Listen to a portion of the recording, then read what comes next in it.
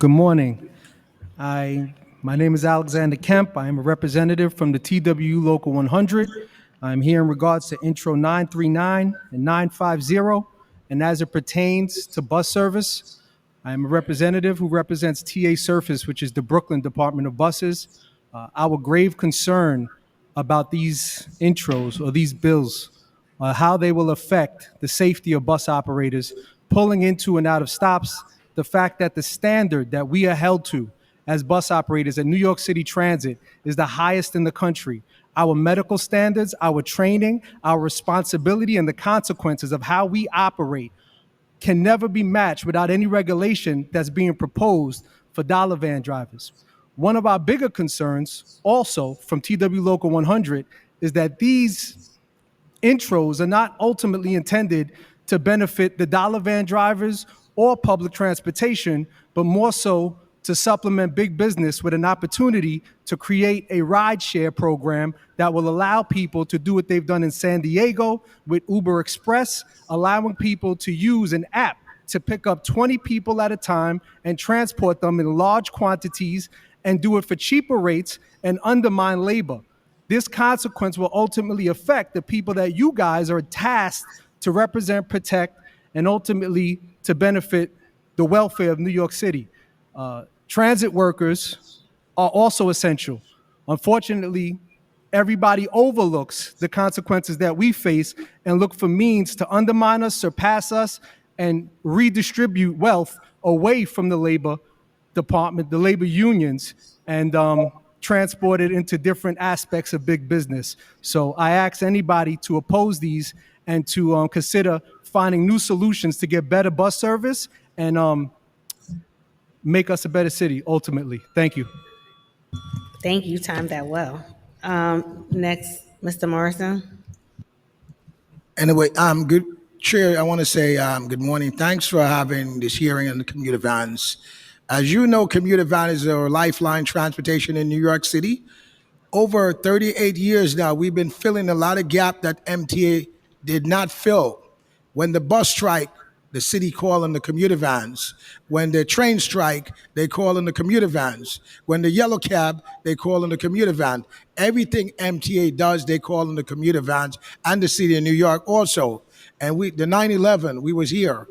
Storm Sandy, we was here. At a certain time of night, you got to understand the ridership is out there. People are out there trying to get home when MTA cut the services, especially in Southeast Queens. It take an hour and 45 minutes. Someone work at JFK Airport. They want to get to work. MTA will take them an hour and 45 minutes to get to work. They got to get to Jamaica Avenue, and then they got to get back to JFK Airport. That's not fair. What about the ladies who stand on the street corners at night? They could get robbed and they could get raped on the corner. MTA cut their services. And people are desperate out there for transportation in the underserved neighborhood. And as you know that every other transportation come to New York City, commuter van is always here, the lifeline, the backbone for New York City.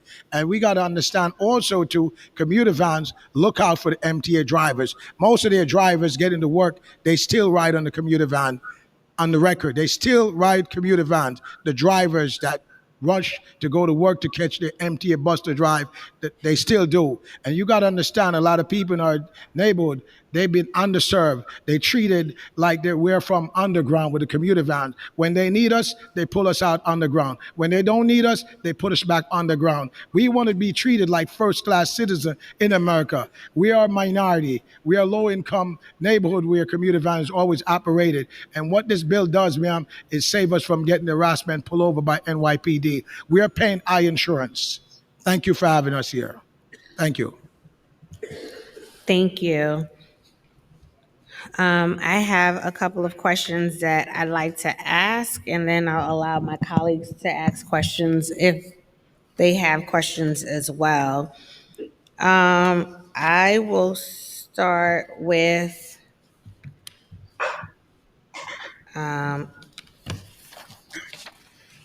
Mr. Kemp and Mr. Morrison, just in terms of the two pieces of legislation that's before us today. So we understand that the public bus service, the public transit system is critical in New York, one of the best by far, I always say, in the world. We also have a commuter van industry, particularly in parts of Southeast Queens and Brooklyn, that is a part of that fabric. And understanding that both entities keep New Yorkers moving. You all service routes and volumes that are not easily satisfied one way or another, where is why we need greater transit equity, broadly speaking. And so I wanted to understand that this isn't, but I understand that this is an interconnected network and it has unintended consequences. And so that's what myself and my colleagues want to get a better understanding for. And I'd like to understand if there are additional comments on how street hails for commuter vans could coexist in a world with public transit. Like, I know that there have been conversations about the interference with the bus routes, for example, but we'd like to understand, how do we address transit deserts, and also recognizing that the commuter vans that we are privy to in these communities that I mentioned are often people from our communities as well. Not the big businesses, Ubers, but I definitely appreciated getting that insight, in that regard. So I'm curious to hear from you in that regard, but also hear from Mr. Morrison, recognizing how critical the public transit network is to New Yorkers and not wanting to diminish or reduce services. What does that, like, how does that work? Or how can it work, rather? Excuse me. Thank you. So I just want to be very clear that from those same communities, as the gentleman next to me had spoken about, we all do or all part of a network, and that network is a community. We're all New Yorkers, and ultimately, I never want our position as labor to ever be condemning any citizen of New York, any minority, any culture, that we would want to suppress an opportunity in America, a capitalist society, that any business should thrive or have the opportunity to thrive. But we do represent labor, and we do understand the nuances of reducing service and the consequences of what that means to the lives of the people that we represent. So from the time after the stock market crashed, transit has cut service and never put that service back. So that issue, which never being addressed, by adding another mechanism to reduce more service or take away the means of fixing a broken system, how do we ever address the system that's broken by just adding Band-Aids to it? And not to suggest that the dollar vans are a Band-Aid, but it's almost a supplement to not actually addressing what the ultimate issue is with transit. So where we have one component of it where we went from 5-minute headways or 10-minute headways to now 15 and 30 minutes in the bus redesign. Are they addressing where dollar vans would fit at the end of a line where there was transit deserts? A lot of these components are meant to actually reduce service and actually cut running time, which affects the drivers, but nobody's considering how it affects the lives of the people who are trying to buy houses, who can't afford to live in New York, who can't afford to pay rent, and we're civil servants. So that is one of the issues, not directly pertaining to them, but a byproduct of something that is inconsequential to where we're always trying to get, right? A better transit system. So we are interconnected, but sometimes these bills or these sponsored bills can separate us. So I just want to make sure that's not where we're heading to. No, and I appreciate that. And after Mr. Morrison, Lewis, if you can also respond to the question as well. I'm sorry, I have to keep looking at the screen to the side. Mr. That's Morrison. okay. So ATU's position on ATU's position is this is no different than a concept that, as my colleague from TWU stated, it's a concept that's nationwide regarding microtransit and the first mile, last mile, where it directly attacks public transportation. And the answer is not to give these commuter vans or these microtransit, the opportunity to replace our ride in public, our public transportation. These are services that don't have the training standard or the equipment standard, especially for our handicapped ride in public. They're reckless. We've seen this many times when they were in a time when they were active, in which they cut off our buses caused accidents. This was something that at many hearings we made an issue of, especially in the southeast part of Queens. There is, there is a sense of recklessness when it comes to obeying traffic regulations.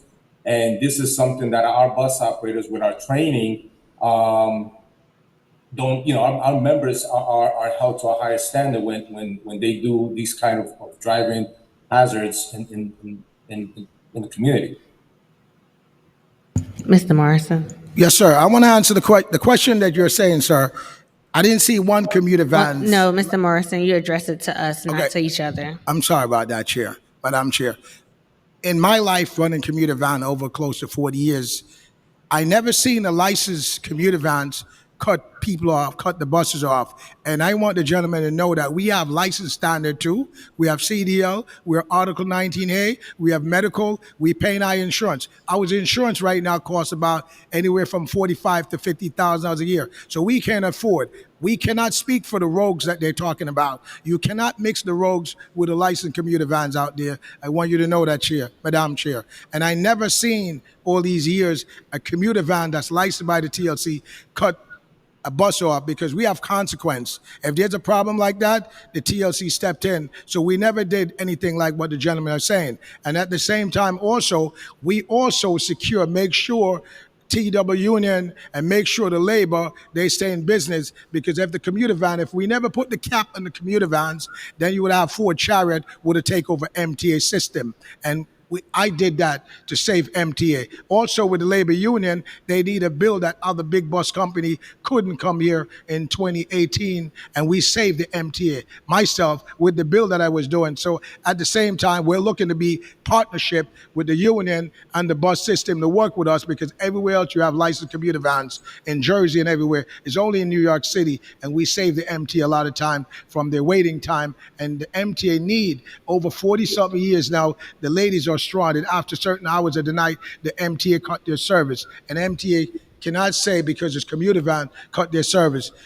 Commuter van have their ridership, and the MTA have their own ridership. So by the gentleman is saying commuter van is doing this, the commuter van is doing that, I can speak in commuter van all these years. We're not out here. We're a small business, and America strive with small businesses, and we're immigrant. And what we're doing in the black and brown community that's underserved, it's always underserved, and MTA always turn their back against the ridership in the low-income neighborhood like our neighborhood and treat it. I remember back in the days the way how we were treated. So at the end of the day, we're not here to compete with MTA, because guess what? MTA, when they pick you up, you get a free ride at the subway, but it's not everybody. When they're going to work and they have to stand at the bus stop for 45 minutes an hour, and the bus right now is still overcrowded, and people, what you have to tell your driver, it's about feeding your family. It's about putting food on the table. It's about small business drive. So MTA have to understand that we need to work with them, and they need to work with us, and we're not out here to arm MTA,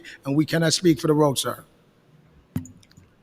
Can you enlighten the panel in terms of what are the consequences that the commuter vans are faced with when they, disobey the traffic laws? When the licensed commuter van disobey the traffic law, then if we run the speed and it still go to the TLC, they still bring the drivers and still charge the drivers also. And if they run the lights, you still got to go through the TLC, the Vision Zero also too. And if they do what the gentleman is saying, they can lose their commercial driver's license, because we do carry commercial driver's license, and it affects their Article 19A and their medical also too. So what the gentleman is saying, commuter vans are licensed in New York City and across New York City, and that's what we're doing, ma'am. Where are the remaining commuter van businesses operating in? Are there regions that have lost their last commuter van route? Yet there's routes here that MTA doesn't service, from Gateway Mall all the way back into the junction, East Flatbush. Commuter van will go all the way there. And also even in Fulton, over there in Fulton Street, and a lot of routes now, Coney Island, MTA is cutting their service. We're not subsidized, ma'am. We are running this cost out of our own pocket.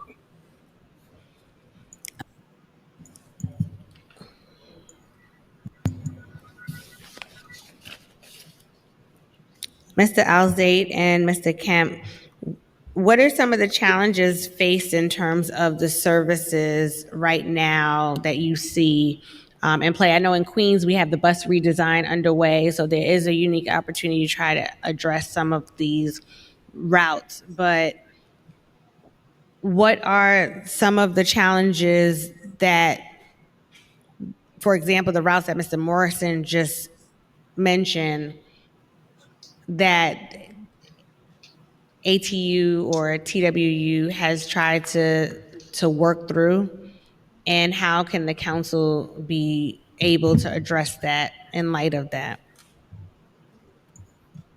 Well, that's kind of the reason we're here, right? That the intros kind of argue against what our ultimate argument is that if there's going to be an effort to get better service, a better transportation network, the interest should lie in public transportation, that there should be an influx of resources and support in trying to get these deserts fixed, because in the areas that he specified in Brooklyn, let's just say Gateway, Flatbush, the Junction, Fulton Street, all of those areas have bus routes that run through them. Whether the service has been either cut, modified, or reduced, that in essence leads to these 45-minute waits. That if you have one bus, two buses, or three buses with a 15-minute headway, in the event one of those buses are late, you're now waiting 30 minutes. When they talk about a better bus network, a better bus network requires operators who are highly trained, who are professionals, who meet a standard that is the highest in the country, and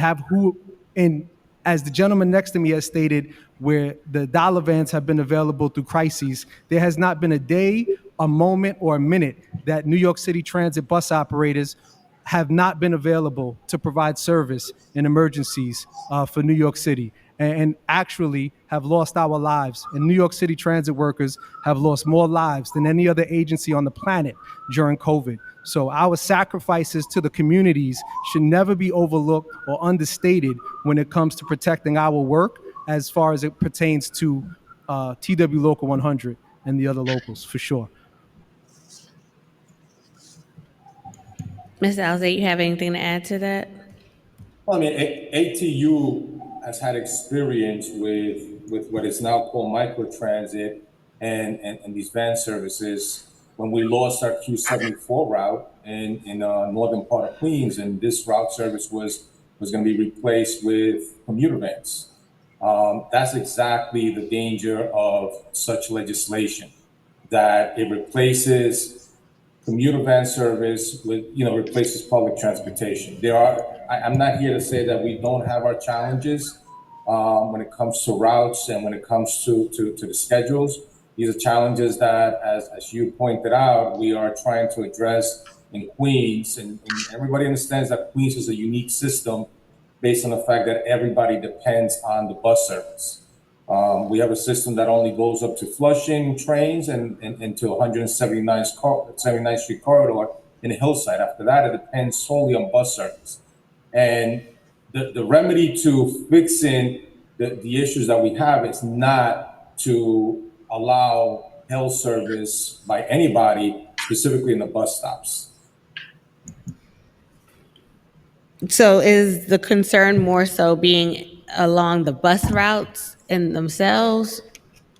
And when you mentioned the Q74 route was lost, can you explain what caused the loss of that route? Well, ultimately, it wasn't through a ridership issue. Ultimately, this was a route that addressed the needs of the community, not only through Queens College and several high schools. Ultimately, it became evident, and this was when then Councilman Anique Miller was the president of our local. It became evident after that the goal from ATU's point of view was that they wanted to replace our bus routes with a commuter van service. But what was the official reason for them getting rid of the Q74? Ultimately, the transit authority's position was that they didn't need the service, that it was based on budgetary cuts, even though there were hearings that were held to justify that this was an intricate part of the community. But once again, what became evident to us after the fact was that they wanted to replace that route with a with a microtransit system with a van service.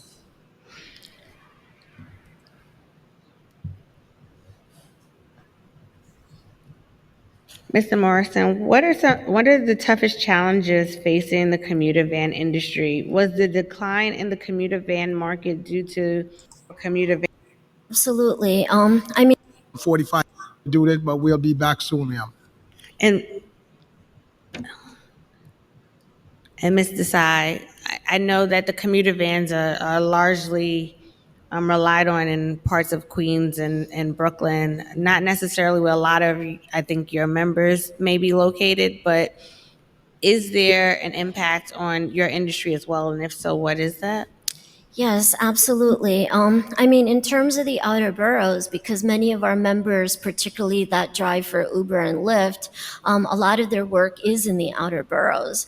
And so one, in terms of the impact of potential ridership being poached is one issue, but the second is even in terms of just traffic and people having a harder time moving around. I mean, with the yellow cab sector, 96th Street and below, I mean, you don't have this concept of commuter vans, but I can tell you overall, whether you're driving Uber, Lyft, or even livery or yellow cab or green cab, this has been like one of the slowest summers in the last 30 years that drivers have had. There are already too many, taxi and FHV cars in the streets. Drivers are really struggling to put trips together. Most drivers are spending their time empty, and there just isn't enough work for new cars to continually to be added in the same market. And so we have tremendous concern over the impact of this. And I'll start with the two bills relating to commuter vans. Intro 939 would authorize commuter vans to accept street hails. Currently, TLC licensed commuter vans are only authorized to provide prearranged service. TLC supports this legislation as a way to align local law with common industry practices and increase options in communities underserved by public transportation. However, it may be helpful to specify within the bill the geographic areas where street hails would be permitted, for example, only in the outer boroughs. Good morning. Good afternoon. My name is Marlon Pierre Lois. I'm an MTA bus operator, TWU Local 100. I've been driving for 21 years in Jamaica, Queens, and I'm here to talk about the dollar van drivers. Okay, the vans are not held to the same safety standard of us MTA operators. Their driving practice are unsafe, making them a hazard to bus operators and the pedestrians. The dollar vans often pull over, suddenly stop, and pick up passengers, and create a danger and a safety to us operators that's coming into a bus stop when they pulled in front of us and just stop and pick up. The presence of them in Jamaica Center contribute to the congestion, the frequent stop, blocking traffic, the bus lane while we're picking up wheelchair or dropping off wheelchair, dropping people off with walkers and canes. It's a problem for us when they are standing in our bus stops. The bus lane also, and that may come messed up with our schedules. So the vans are not wearing they're not what you call it, they're not worrying about the traffic. They take red lights, they do everything they have to do. They drive there unsafe, they picked up on any unsafe location. We forced to brake fast. Sometimes people on our buses sometimes may fall down, and we are the one that's facing the consequences.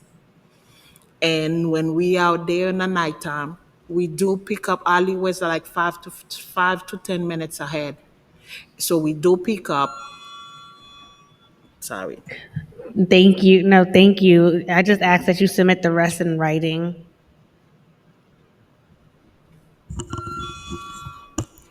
My name is Ganesh Hari, and good afternoon, sorry. kind of choking right now. Earlier panel says that the bus takes an hour and a half from Far Rockaway to Jamaica Center. I've been driving for 18 years, the same route, the same line. I does that in 55 minutes. That's the local one. If we do the limited, it's 45 minutes. So I don't know where he gets his facts from. But they are so dangerous out there, these dollar vans. To be honest with you, I wish your kids never travel with them van, but they are really, really ridiculous out there. And I don't know if they're licensed, they're not licensed, but there's a whole slew. Someone mentioned 35 buses or 35 licensed. There's more than even that on Wheel Line alone.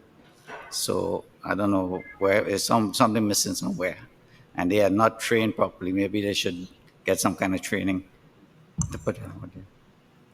You think that, so earlier, first of all, I know that it was said by Mr. Morrison when he was testifying that there is a difference in terms of the commuter vans, right? There are some that are, there's only about like 39, 40 that are actually like with their credentials and everything like that. But then there's another aspect that they are not licensed and registered with the TLC. Right.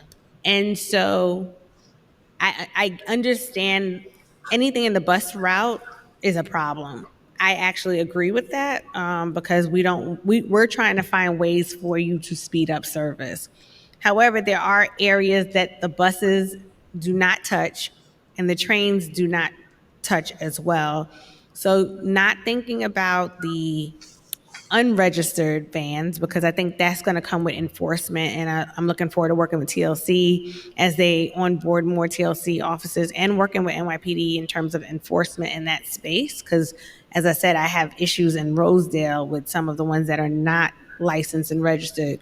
But for those that are licensed, registered, and following the rules, do you feel that there is a potential for them to be helpful in terms of, and not only looking through the lens as a driver, but as a lens of a member of the community? Do you feel that there is a need in those areas where there's no buses and no trains that access those areas? I would say yes, because I do have some of my coworkers that works around Jamaica's Belmont, going to Belmont. And we do have a lot of people that take the buses that goes down to Belmont, which is the Q110. And we do have a lot of people that do take the dollar vans, because there's spaces that they want to stop. The bus stop there's no bus stop there. So instead of getting on a bus, they would jump on a dollar van. But if they are licensed and they are following the rules that we followed, they could do their job and we do ours. But it's the fact that they are taking in into our job and making our work hard and making it unsafe for us and for the pedestrian that's on the road. No, I totally agree with that. And I look forward to having additional conversations with TWU, ATU, the commuter industry, NYTWA, and the administration to continue to have these conversations. Obviously, these bills, when we hear them, are just a opportunity for us to talk about it, to hear all sides of a conversation. But then there's another phase of this process where there's negotiations and there's give and take.